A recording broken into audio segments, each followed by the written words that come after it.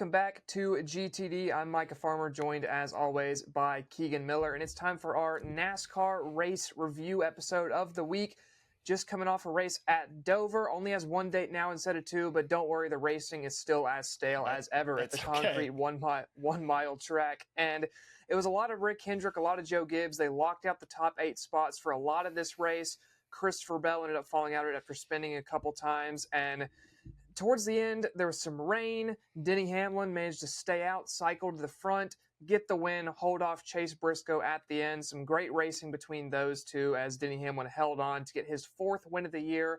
Now moves into first in the playoff bracket, although not the regular season point standings. But I don't think he was the fastest car on the day, and Keegan, I think you would agree with me. I think the fastest car was the number 9, driven by Chase Elliott, led almost...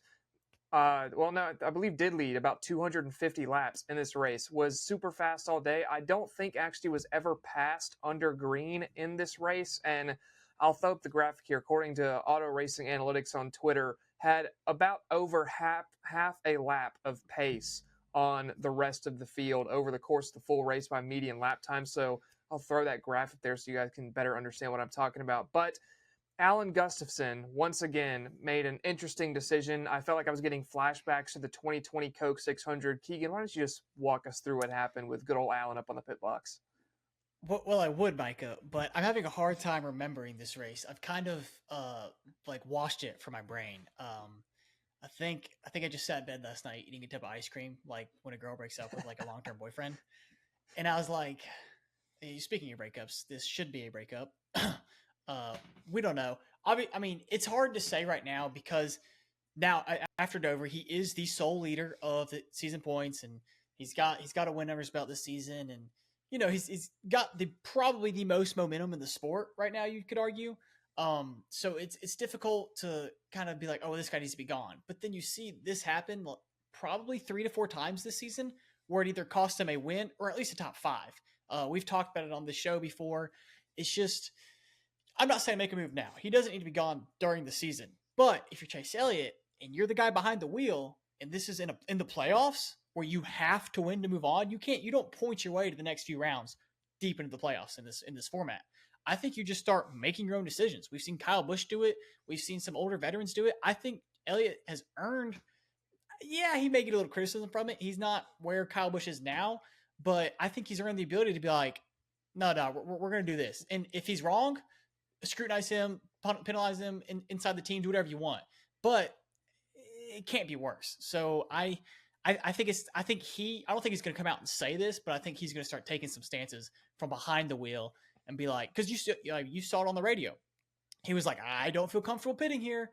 And Gustafson was like, yeah, I think you're right. And then they pitted anyway. So if he had just taken a stance, stayed out, we're talking about a different race. But yeah, I don't know. It's a tough situation right now with Alan and Chase. Yeah, that conversation between Alan and Chase there. Oh, what do you think? Should we pit? Should we stay out? Chase is like you said, I don't know. I'm not really sure, but I wouldn't feel great about pitting. And Alan Gustafson goes, okay, and then calls him into the pits. As a Charles Leclerc fan for F1, that felt like Ferrari flashbacks for me. Listening to Charles go, no, we shouldn't pit now, and Ferrari goes box, and you're like, well, you've just thrown away a win, and it felt so much like that, especially with a car that was definitely the fastest all day, had pace on Hamlin all day, had pace on Bell all day. And at Dover especially, where you can defend so well out front, even if you don't have the pace, if you have a close car to the guy behind you, you can usually stick out front and just hold the lead at Dover with this rules package. And also, I feel like there were 2 decisions that could have worked out, and he picked neither of them. You either stay out and you have the lead on the older tires and you just block your way to the win, or you take 4 tires and you line up 3rd or 4th and you have 4 fresh tires on the guys in front of you. Gustafson somehow managed to pick neither and took 2 tires, so Elliott didn't really have the pace enough on the guys in front of him, and then also the guys behind him were all over him, and he got swallowed up as the overtime restarts happened. And it just blows my mind when you take 2 tires, and he was like the only car on pit road. He wasn't going to lose time to the other cars pitting. Yeah, he had other cars behind him, but he was the only guy that took 2. It's not like if you take 4, you're going to lose a bunch of spots. it's Yeah. like Alan, you heard Alan saying, well, I'm not sure which one we should do. And so he chose neither. And you just can't do that. You have to be more decisive than that. Yeah, and it's funny. We said the same thing about Chase a month and a half ago. He's got to be more decisive behind the wheel, more aggressive. Then the next few weeks, we see that, especially at Atlanta, where he got the win. Shocking, I know, right? He was the most decisive driver on the track, and he's been pretty much that. I mean, it's been a weird stretch since Atlanta because we've had road course, like Dover, short track, or not short track, but bad package. So it's been a weird stretch of races since Atlanta. But we're going back into intermediates, and then you have Daytona coming up, Darlington. We're going back into tracks that suit the that shell of NASCAR driving. So I mean, he's in a good spot, but I don't know. But we have a lot to talk about with Dover, so I guess we'll just get right into that. Christopher Bell, battling for the lead with Chase Elliott on a restart, holding the ground, and just no. I mean, is it official? There's no contact. I highly doubt there is contact. Yeah, no I mean, contact. obviously close enough to push some air on his note or on his bumper, but that happens 1,000 times a race with these guys. But just spun, and then later in the race, spun again. So do you think Seabell is maybe pressing because he hasn't won in 4 months? So do you think he's pressing, or you think it's just a racing here like we see Larson do all the time?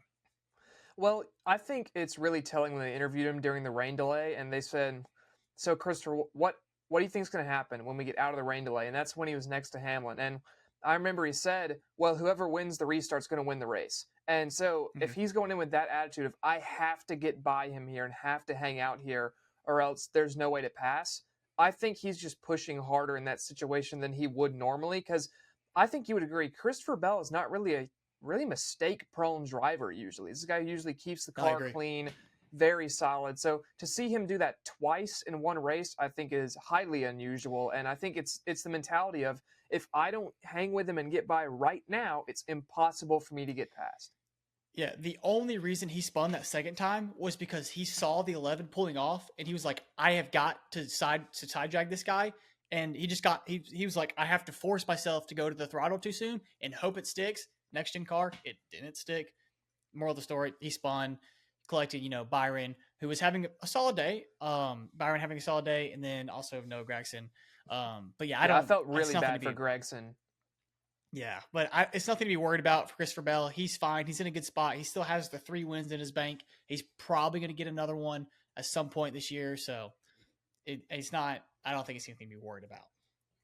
Yeah, I'd agree. I think he's totally fine. Running through the rest of your top 10 here right quick, Chase Briscoe came home second, tried to battle with Hamlin, very close to winning the race. I think we were both in the mindset of, oh, Chase Briscoe's got this once he was restarting next to Hamlin. Ooh. And I think if Hamlin, if it's not another JGR car on the outside of him off of 4, I think Briscoe does pull that block and win the race. Yeah, okay. That's probably what it was, because I know Denny Hamlin was the only car in clean air. But I mean, Briscoe went from, was it 9th or 10th on the not the overtime restart, but the restart before. And yeah, he was 11th. In 4 laps was top 3. So well, he sent it 3 wide below Byron and Bowman into 3, and that worked. I think that got him up to 5th at the time, and then Bell spun. So yeah. Right. So the tires obviously had an advantage. So I don't know, like you said, if he was just trying not to, put 2 of his team's cars in the garage and not finish. Or if he was, if the tires, or if just clean air, and I think this will segue us into our next conversation. Is clean air just that much better than, because he was 11th? That's 10 cars of dirty air in front of you, and he was still making moves, racing with other cars who were on the same tires. So he had the ability in the car, but is clean air versus second that much of an advantage? And if it is, we're back in the same boat. We have a huge problem. What do you think? I think a lot of it is, 1, the way Dover runs as a track, and then 2, Denny Hamlin's ability to defend. Because you look at Dover, and so much early in these runs, people talk about it all the time. Until the rubber gets laid down at Dover, it's a 1-groove racetrack, and you have to really work that high line in. And so these quick restarts are going to benefit whoever can get to that groove first. And you saw once Denny hung it out there, it's really, really hard to drive up off the corner on that very bottom line if you're being pinned down.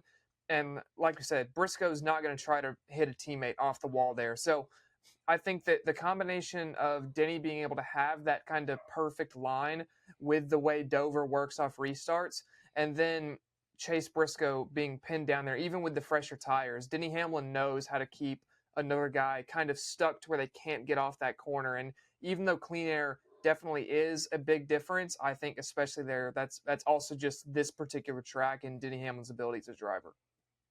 Yeah, I mean, I don't think anybody can take away from what Denny Hamlin did. I mean, I texted you immediately after the race. I said, I am appalled. I am shocked that he was able to do that. Credit to his driving ability. It was incredible. And I mean, that's why he's won 60 plus races. That's why he's where he is now, deep into a career, owning a team.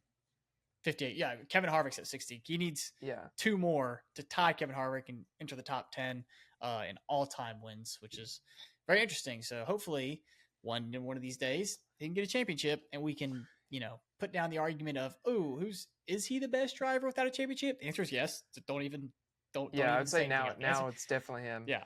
The answer is yes. But hopefully he can get a championship. What else do we have for? Oh, Richard Childress had some things to say about Dover. Yes. I was going to say that once we got through the top 10 here, I was going to finish running through that right quick because it's a lot of Hendrick and Gibbs here, so we can just run through that fairly quickly. Bowman and Larson come home 3rd and 4th. Alex Bowman, middle of this race, probably had the second best long run car, comes home 3rd, one of his best tracks. Ty Gibbs comes home 5th, advances in the in-season challenge. Chase Elliott 6th. We talked about him a lot. Solid day for Bubba Wallace, coming home 7th after starting 22nd. Same for Ryan Blaney. Needs it. Yeah. Blaney was the best Ford all day and finishes 8th after starting 31st. And then Chris Buescher and Brad Keselowski somehow appearing in the top 10 magically after they ran 18th to 20th all day. So good work from them too. But now the next talking point here that you mentioned, this is the guy that finished 11th, and Kyle Busch. And at the start of this race was up in the top 5. And I was thinking, oh my goodness, does Kyle Busch have a good car today? And then they just faded hard. Went from top 5 to top 10 to about 15th. And then at the end of the race, Richard Childress comes over the radio, we got to get some race cars. Richard, I'm pretty sure people have been saying that for about 3 years now. Yeah, and also, I don't know if he knows this, but you're the guy writing the check for everything that happens in the race shop. Like I get there's certain things that happen inside where it's static, but with the next gen car or the next gen era and all the information they get from Chevy, Toyota, or Ford, it kind of boils down to money. I mean, there's a reason why Hendrick and Gibbs are the top 2 guys. Yes, they're getting the best information from their manufacturers, but I mean, you've got the resources. You can go out and get people. You can take somebody from Hendrick if you wanted to. You can grab somebody from Penske or Gibbs or Brad Keselowski talked about this, losing key pieces that really upset teams. He can go get a key piece. All he's got to do is take his wallet out and go, hey, blank check, come make his race cars. All I'm saying. Or just improve the ECR engine shop, because the downfall of every single team that uses ECR engines this year, Trackhouse, nowhere. RCR, nowhere. Colleague is awful this year. So all of those teams keep taking step back after step back after step back. And at the end of the day, the common denominator there is ECR engines. We had the AJ Allmendinger rant about them at Kansas when that one let go. And I think that has to be the starting point, because I refuse to believe that both Trackhouse and Richard Childress forgot how to build next-gen cars at the same time. I think it's more so the engine side of things. They're just down on power. They're flat out slow. Well, even a better example of the slide of ECR is look at what Spire's doing with their lack of money and secondary Hendrick equipment. Yeah. Right. So, I mean, if Hendrick's secondary is Spire the second best Chevy team? I think you still give it to Trackhouse because Ross Chastain with the Coke 600 win. But I mean, if you're comparing Carson Hocevar with Daniel Suarez or I mean, SVG is kind of an outlier. But if you're Michael McDowell on certain weeks and Carson Hocevar with Daniel Suarez. McDowell finished 13th at Dover this week. Split the RCR guys. So, I mean, it's really it shouldn't be like that. That's what I'm saying. The top ECR team should be better than the secondary Hendrick equipment. And I mean, it's not gonna be fixed this season. I'm sorry. It's not something they can just boom. They're gonna win races. They're gonna show up and win a race, but it's not gonna be a consistent thing like you see with Gibbs, Penske, and Hendrick right now. It's not this season. Maybe next year, but not this year. Yeah, and my concern is too, you look at, okay, if NASCAR does do this horsepower increase that you keep talking about, does all that work get immediately undone because, oh, you're having to chase this other number now that you still can't get to? So I'm worried that maybe if you see a horsepower increase, ECR teams might start to fall even further back than they already are. But we'll have to wait and see on that. What I've heard about the horsepower increase is it'll actually be easier. It's harder for teams to get under the limit and stay at the limit than it is just to have the raw horsepower. So I think that'll equalize the playing field. I think the raw horsepower is something that teams will look forward to because it'll actually be easier to build engines catered to those horsepower engines. Well, that would definitely be interesting. I would love to see a more even field of very fast race cars. That would be cool. Bring back the better sounding race cars. But in-season challenge talk time now, I think it is. It's going to be a tie. Yes. I apologize. But it's Ty Dillon and Ty Gibbs. I know no one's made the tie joke before, only every single NASCAR personality so far. But Ty Dillon beat John Hunter Nemechek barely at Dover, and then Ty Gibbs, frankly, had the pace on Reddick all day because Hendrick and Gibbs were just on another level at Dover this weekend. So Ty Gibbs, Ty Dillon at Indianapolis, the site of Ty Dillon's only Xfinity win. Who do you think takes the only one driver will survive? Five. And actually, I think the loser gets executed. That was in the fine print of the TNT format. I hope the drivers all signed off on it. I don't get it, but no. So wait, did you ask who I think is going to win? Yeah, I've heard actually that whoever loses has to pay the court fees for 2311 in front row. That's the penalty. That's pretty funny.